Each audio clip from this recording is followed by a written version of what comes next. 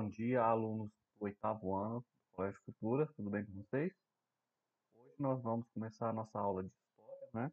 Vocês sabem que a gente agora está no momento de ensino híbrido, a gente vai ter a aula presencial, para quem estiver com revezamento, né? E eu vou estar disponibilizando o conteúdo da aula aqui, né, de forma gravada. E aí, quem estiver em casa pode estar acompanhando aqui a aula, tá certo? Então, primeiramente, para quem não me conhece, eu sou o professor de História, sou o José Paulo, né? Eu acho que a maioria me conhece, né? Sendo algo um novato, então eu apresento. Então, a gente está aí, está voltando à nossa rotina, né? Muito cuidado para que não haja contaminação e que a gente possa, assim que ser vacinado, possamos todos voltar às nossas rotinas, né? Pessoal, no ano passado, a nossa matéria, a gente foi bem. Se vocês lembrem, se vocês lembram, né? Nós estudamos a Idade Média. A Idade Média que vai do século V até o século XV. Durante a Idade Média, a gente caracterizou que ela tem a Baixa Idade Média, que é o finalzinho da Idade Média, a partir do século X até o século XV, e a gente tem a Alta Idade Média, né? Vai ali do século V até o século X. E aí o que a gente percebeu nessa Idade Média? Que a gente tinha algumas características, né? A gente tinha a Igreja Católica como portadora de grande poder e influência cultural, né? E ela controlava as ideias, dominava o campo cultural e ela controlava as ideias, né? A gente pode dizer assim. Do campo político, a gente vai ter aqui na Idade Média, a gente estudou na Idade Média, a gente caracterizou ali, e a gente tinha como característica principal o absolutismo monárquico. O que era isso? O rei tinha todo o poder em suas mãos. Ele tinha o poder executivo, ele executava, ele tomava as decisões e executava. Ele tinha o poder legislativo, ou seja, ele criava as leis. Então ele tinha o poder legislativo de criar as leis. O rei tinha o poder executivo de executar as funções que delegavam a ele, né? E ele tinha o poder judiciário, então ele julgava as pessoas. Então, nesse contexto, a gente tinha uma sociedade na qual era, teoricamente, o rei tinha muito poder, poder quase que absoluto. Daí o nome absolutismo. No entanto, a gente também estudou, percebeu que na prática esse poder também não vai se caracterizar como um poder absoluto, tal como um poder que não fosse necessário do apoio de outros. Para que ele governasse dessa forma, ele deveria ter principalmente o apoio da Igreja Católica e também o, o apoio da nobreza, né? Então a gente vai ter nessa sociedade uma pequena elite, uma pequena parcela da população privilegiada. São o rei, os nobres, o clero, né? Então essa é a característica desse período da Idade Média. Bem resumidamente, aquilo que a gente foi vendo ao longo do primeiro semestre, né? Então, a gente caracterizou a Idade Média, nós estudamos ali o feudalismo, estudamos o rompimento que houve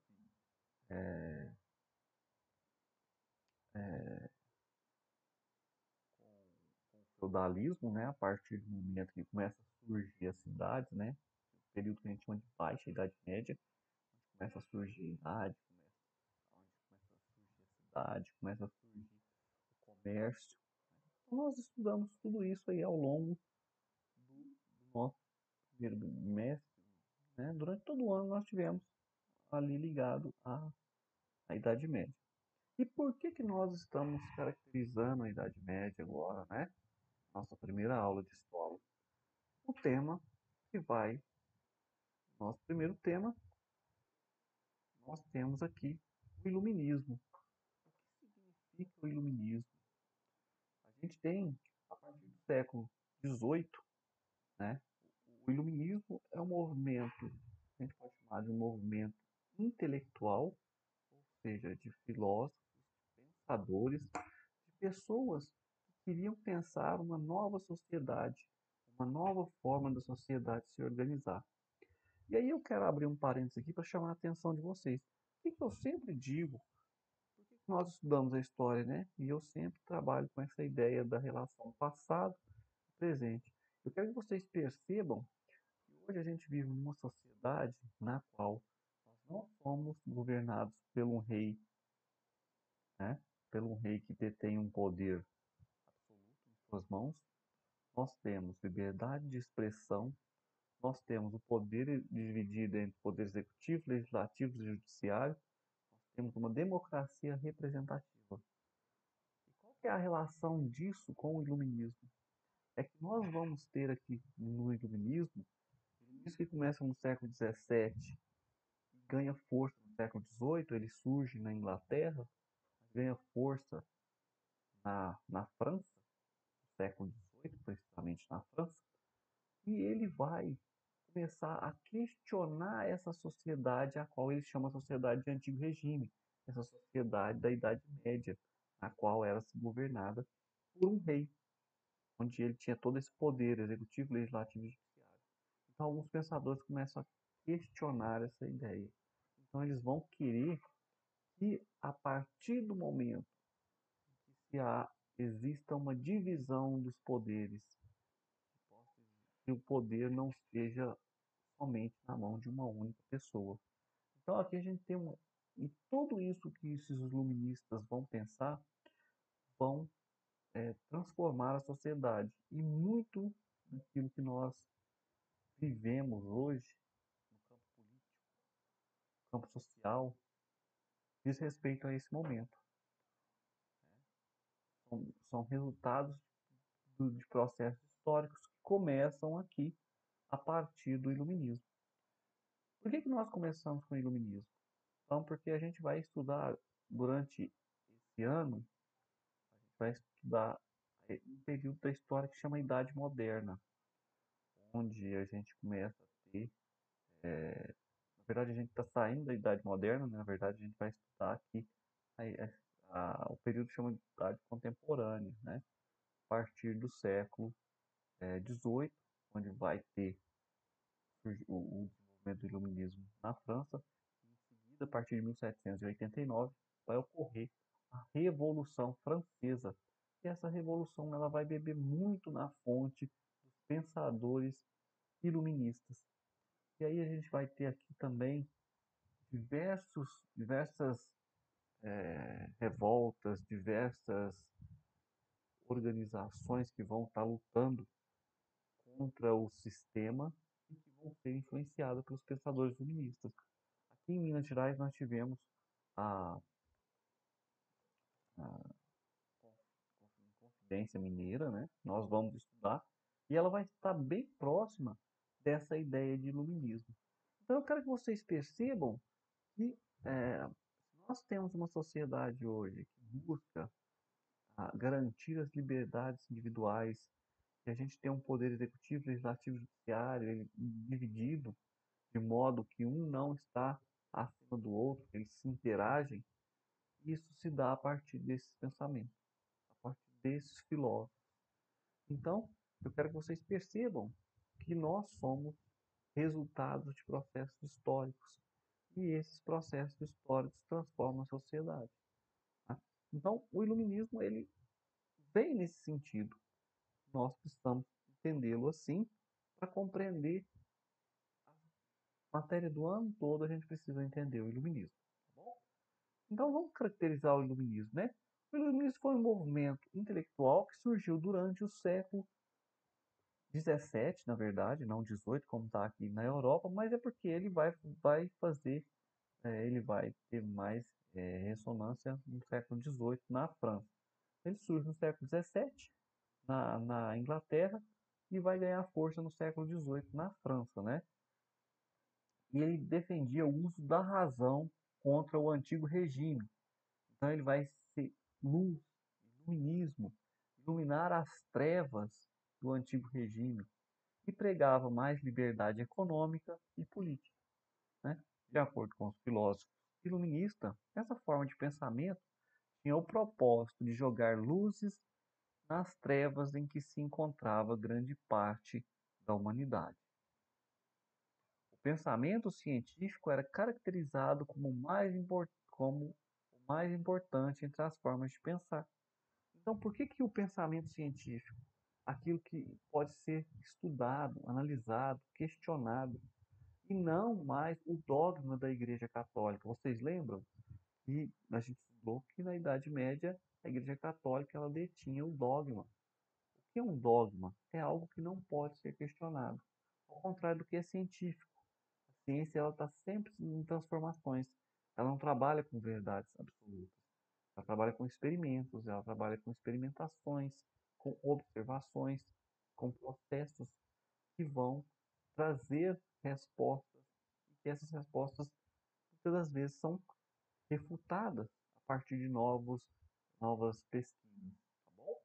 Então eles vão pregar também a liberdade de pensamento, oposição ao dogma religioso, né? O pensamento científico vai se opor ao dogma religioso e vão se opor ao absolutismo, a esse poder total na mão de um rei, certo? Em seguida, a gente tem aqui as características do antigo regime. A ação ao absolutismo, né, foi aquilo que eu disse para vocês. Era o poder estar concentrado na mão de um rei. Teoricamente, ele tinha o poder de criar lei, de julgar as leis, então ele era um soberano, né? No entanto, ele necessitava ali de que pudesse ter o apoio tanto da nobreza quanto do clero. E aqui a gente estudou também aquela pirâmide social que vocês lembram, né? No primeiro bimestre, a gente falou do que era a sociedade estamental. A sociedade estamental ela diz respeito à forma como as pessoas não poderiam, ou não tinham a possibilidade de mudar o seu status social. Ou seja, um nobre, ele nascia como um nobre, ele viveria como um nobre por toda a sua vida. Enquanto que um servo, por mais que ele trabalhasse, por mais talento que ele tivesse, por mais que ele tivesse, ele dificilmente teria possibilidade para subir socialmente, a passar a ser um, um nobre, né? Então isso era algo que era uma sociedade. Isso também, ela era uma sociedade opressora. Então percebam que o rei ele tinha um poder de julgar as pessoas. E essa forma de julgamento ela era desigual. Um servo não era julgado do mesmo jeito que um nobre. Então tinha toda essa possibilidade. E aí também a gente caracteriza a forte influência cultural da Igreja Católica, que vai ser algo que está presente, né? Como a gente estudou, vocês lembrarem, diversas vezes eu falei com vocês a respeito de como que a Igreja Católica ela mantinha o monopólio das narrativas e os livros que poderiam circular, era ela que controlava, né? Então isso se opunha à liberdade de pensamento, que é algo que os iluministas vão começar a pensar. E o mercantilismo, se vocês lembrarem, é aquela característica que o rei, para aumentar o seu domínio, ele necessitava de mais metais preciosos. E ele vai, para ir fazer com que ele intervenha diretamente no mercado. Ele vai intervir diretamente, cobrando mais impostos, tudo aquilo que se produzia de ouro, ele tinha uma certa quantia que era para ele, e com essa quantia ele financiava guerras, né, para ampliar o seu domínio sobre outros, sobre novos espaços, né, fortalecer o seu exército. nesse sentido também o rei também era o senhor das armas, tá bom? A gente, basicamente, pessoal, é isso, né? A nossa aula, ela é a respeito desse tema. Por enquanto a gente não vai estar usando o livro, então assim que a gente estiver usando o livro, a gente vai entrar mais profundamente nessa matéria, vamos ler os textos, vamos discuti-los, né? E eu gostaria de deixar aqui, em primeiro lugar, se vocês perceberem, esse slide, ele tal como um quadro, né? Então, tudo que está aqui é o conteúdo que vai ser passado para os alunos que estiver presencialmente na aula. E eu quero que vocês copiem tudo isso no caderno de vocês, tal como os alunos que estiverem na aula presencial vão estar copiando, tá certo? E aí fica o exercício para vocês fazerem essas três questões. Lembrando que, como vocês não estão na aula presencial hoje, na próxima aula vocês estarão presencial e eu vou estar olhando o caderno de todo mundo, tá bom? Então façam esses exercícios, né? Primeiro, quais são as principais características do antigo regime? A gente tem aí no slide anterior a citação do antigo regime. Eu disse para vocês algumas características desse antigo regime, né? Uma sociedade opressora, o absolutismo, como o rei tendo poder absoluto em suas mãos, mas dependendo do apoio da nobreza, do apoio do clero, ou seja, da Igreja Católica, a influência cultural da Igreja Católica, né? Como uma entidade poderosa que influenciava e ditava os valores culturais que poderiam ser considerados, né? E mais algumas coisas aí que vocês podem estar pesquisando e agregando, né? Aí eu quero que vocês expliquem o que foi o iluminismo e cite suas principais características, né? Como eu disse, o iluminismo foi um movimento de intelectuais que surgiram na Europa, mais precisamente na Inglaterra. Depois ele vai ganhar corpo na França. Ele surge no século XVII e ganha corpo no século XVIII na França. Ele surge na Inglaterra. E quais são as suas principais características, né? Eu quero que vocês coloquem aí quais são as características do iluminismo, né? E em seguida, eu quero que vocês façam uma pesquisa. Em seguida, cite os principais filósofos do iluminismo e suas propostas para romper com o antigo regime. Então, eu não quero só o nome, eu quero as propostas que eles tinham para romper com o antigo regime. Então, a gente tem aí o Diderot, a gente tem o D'Alembert, a gente tem Jean-Jacques Rousseau. Então, tem vários aí, eu quero que vocês citem os principais, né? Rousseau é um dos principais. Tá bom, pessoal? Para encerrar a nossa aula aqui, espero que vocês estejam todos bem, que o mais breve possível possamos estar todos juntos. E quem for participar da próxima aula presencial, conto com a presença de vocês. Obrigado, é um prazer estar aqui de novo e encerro por aqui. Tchau, tchau, pessoal. Não deixem de fazer os exercícios, que na próxima aula eu vou estar olhando, ok?